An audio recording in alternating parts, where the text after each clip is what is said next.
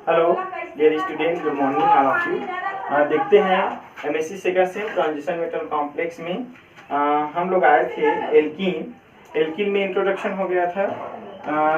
उसका स्ट्रक्चर भी हो गया था, बॉन्डिंग हो गया था, हाइब्रिडाइजेशन हो गया था।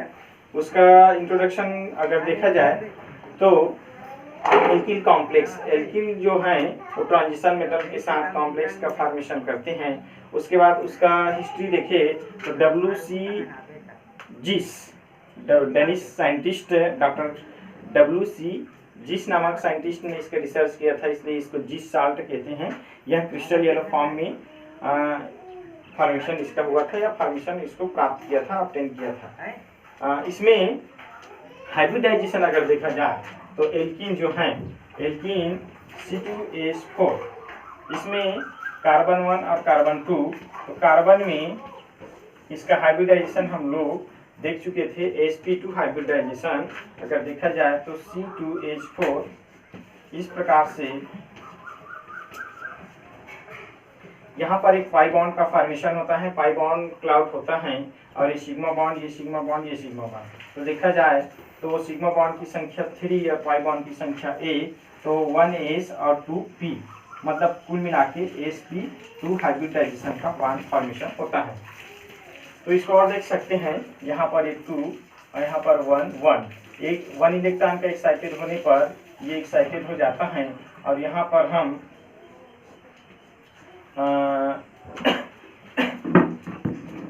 दो हाइड्रोजन को इस प्रकार से भरेंगे, ये आपका हो जाता है। ऐसे ही ये दूसरा कार्बन में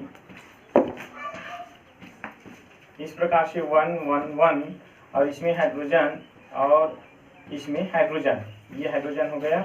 अब ये और ये सिग्मा बॉन्ड का फॉर्मेशन करेगा, ये और ये पाई बॉन्ड का फॉर्मेशन करेगा। देख लीजिए, एक बॉन्ड जो है ये पाई बॉन्ड का फॉर्मेशन कर रहे हैं, ये वाला बॉन्ड जो है सिग्मा बॉन्ड का फॉर्मेशन कर रहे हैं, दोनों कार्बन कार्बन मिलकर। और दो हाइड्रोजन, यहाँ पर हाइड्रोजन, यहाँ पर हाइड्रोजन, ये दो हाइड्रोजन कार्बन से अटैच्ड हैं। इस प्रकार से इसमें sp2 हाइब्रिडाइजेशन पाया जाता है। इसका स्ट्रक्चर भी देखे थे, इसका स्ट्रक्चर है आपका K+PT प्लेटिनम ट्राइक्लोरो प्लेटिनम, ये पोटेशियम ट्राइक्लोरो प्लेटिनम, और हैं इसमें इस प्रकार से कॉम्प्लेक्स का फॉर्मेशन करते हैं C2H4, ये इस प्रकार से। तो इसका स्ट्रक्चर आप देख सकते हैं बॉन्डिंग के थ्रू। प्लेटिनम जो है सेंटर एटम के उसमें डबल प्लस आ जाता है, क्योंकि आपके पास 3 क्लोरीन है और एक पोटेशियम है। पोटेशियम के प्लस 1 केटायन है और इसके 3 एनायन है ना। तो एक इसमें से माइनस और एक प्लस, दोनों का न्यूट्रल कर देंगे तो इसके पास 2 माइनस बचेगा, तो इसलिए 2 प्लस यहाँ पर आ जाएंगे। क्लियर है? तो ये हो गया इसका कॉम्प्लेक्स फॉर्मेशन, इसको हम बोलते हैं जिस साल्ट। ये हो गया आपका जिस साल्ट। तो जिस साल्ट में प्लेटिनम डबल प्लस जो है यहाँ पर ये कॉम्प्लेक्स का फॉर्मेशन करते हैं। तो इस प्रकार से स्क्वायर प्लेनम के थ्रू इसमें बनेगा ये क्लोरीन, ये क्लोरीन, ये क्लोरीन, और यहाँ पर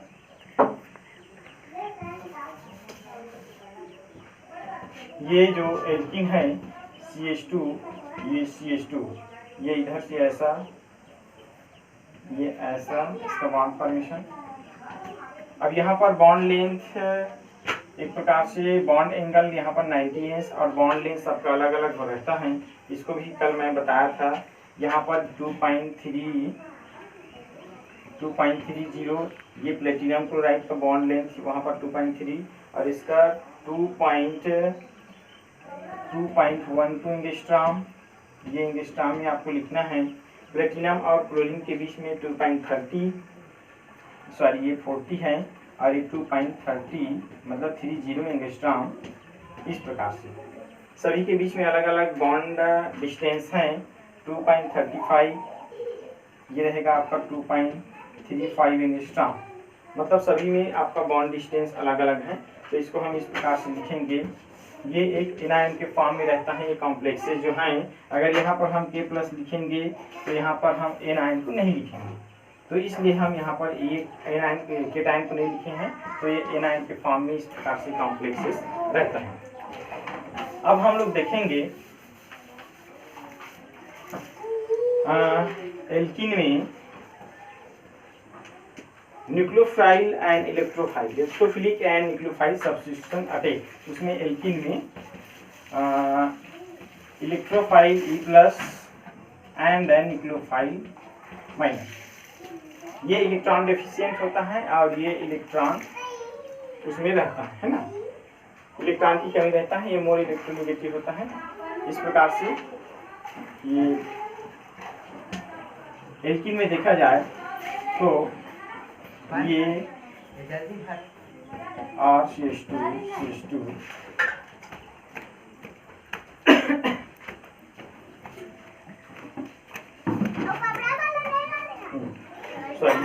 RCH डबल बॉन्ड CH2। तो यहाँ पर हम देखेंगे इलेक्ट्रोफाइल का सब्स्टिट्यूशन, इलेक्ट्रोफाइल अटैक। तो इलेक्ट्रोफाइल का अटैक कहाँ होता है एल्कीन में, कि जहाँ पर कार्बन एटम से जुड़े जो एडजेसेंट एटम हैं, मतलब कार्बन एटम से जुड़े हाइड्रोजन परमाणु या हाइड्रोजन एटम जिसकी संख्या सबसे ज़्यादा है। तो यहाँ पर इसमें हाइड्रोजन एटम 1 है, इसमें 2 है। तो सबसे पहले देखा जाए तो इलेक्ट्रोफाइल का अटैक कार्बन एटम से जुड़े हुए हाइड्रोजन जिसकी संख्या ज़्यादा है, तो CH2 और CH, तो इसकी संख्या ज़्यादा है तो इसमें अटैक करेगा। इस प्रकार से ये इस बॉन्ड का रिप्लेसमेंट इसमें आ जाएगा, तो ये बन जाएगा आपका RCH, ये प्लस हो जाएगा इस प्रकार, और यह जाएगा आपका ये CH2 बॉन्ड का यहाँ पर कंजुगेशन हो गए हैं, तो ये हो गया CH2 और इसमें आपका इलेक्ट्रोफाइल ऐड हो गया। यह होगा इलेक्ट्रोफिलिक अटैक। और इलेक्ट्रोफिलिक अटैक इस प्रकार से और होता है दूसरी कंडीशन में कि जहाँ पर ये हाइड्रोजन की संख्या कम, मतलब इसको एक प्रकार से और शो कर सकते हैं कि एंटी मार्कोनी खाप के नियम के थ्रू इसको और शो कर सकते हैं। मार्कोनी खाप सबसे पहले जो हमने देखा वो क्या है आपका मार्कोनी खाप रूल्स। मार्कोनी खाप रूल तो मार्कोनी खाप रूल्स में क्या होता है कि जहाँ पर जब से सबसे ज्यादा हाइड्रोजन होता है, कार्बन एटम से जुड़ा हुआ का सबसे ज्यादा हाइड्रोजन होता है, वहाँ पर मार्कोनी खाप रूल फॉलो होता है। और एंटी मार्कोनी खाप रूल जो है इलेक्ट्रोफिल जो है कहाँ पर अटैक करता है, जहाँ पर सबसे कम हाइड्रोजन हो उसको एंटी मार्कोनी खाप, मतलब मार्कोनी खाप के विरुद्ध है प्रतीक। तो उसको हम इस प्रकार से लिख सकते हैं कि ये RCH इलेक्ट्रोफाइल यहाँ ऐड हुआ, तो इस प्रकार से हो जाता है इलेक्ट्रोफाइल यहाँ ऐड हुआ तो यहाँ पर प्लस चार्ज आ जाएगा और इलेक्ट्रोफाइल यहाँ आ जाएगा, तो इस प्रकार से हो जाएगा ये RCH और CH2 बॉन्डिंग की फॉर्मेशन इस प्रकार से होगा CH2 प्लस, इस प्रकार से ये हो जाएगा आपका एंटी मार्कोनी खाप, मतलब इलेक्ट्रोफाइल न्यूक्लियोफाइल। अब देखते हैं इसमें न्यूक्लियोफाइल्स कैसे अटैक करेगा। तो RCH CH2 न्यूक्लियोफाइल्स कहाँ अटैक करेगा, जहाँ पर इलेक्ट्रोफाइल जो हैं सबसे पहले इलेक्ट्रोफाइल यहाँ हुआ, तो इस प्रकार से हो जाएगा ये RCH प्लस और ये हो जाएगा CH2 ये E प्लस, है ना। तो न्यूक्लियोफाइल्स को आपको अटैक करना है इसी में। तो न्यूक्लियोफाइल्स जो हैं जहाँ पर प्लस हैं कार्बोकेटायन हैं वहाँ पर न्यूक्लियोफाइल ऐड हो जाएगा, तो RCH ये न्यूक्लियोफाइल हो जाएगा, ये CH2 और ये इलेक्ट्रोफाइल। इस प्रकार से इलेक्ट्रोफाइल न्यूक्लियोफाइल का अटैक हम करवा सकते हैं। तो हमने देखा कि transition metal complex with alkene complex, alkene में किस प्रकार से introduction, definition, structure and bonding एंड उसका ये इलेक्ट्रोफाइल न्यूक्लियोफाइल और उसका रिलेटेड रिएक्शन हम बना सकते हैं। तो इस प्रकार से ये टॉपिक यहीं पर समाप्त होता है। उसके बाद फेरोसिन हो गया, इसमें फेरोसिन को भी हम पूरा समझा दिए हैं, उसमें कुछ बचा होगा उसको अभी बताता हूँ। और आगे टॉपिक अभी देखेंगे हम allyl complex, transition metal allyl complex, ठीक है। और कुछ डाउट होगा तो हमको शेयर करिए, ठीक, थैंक यू।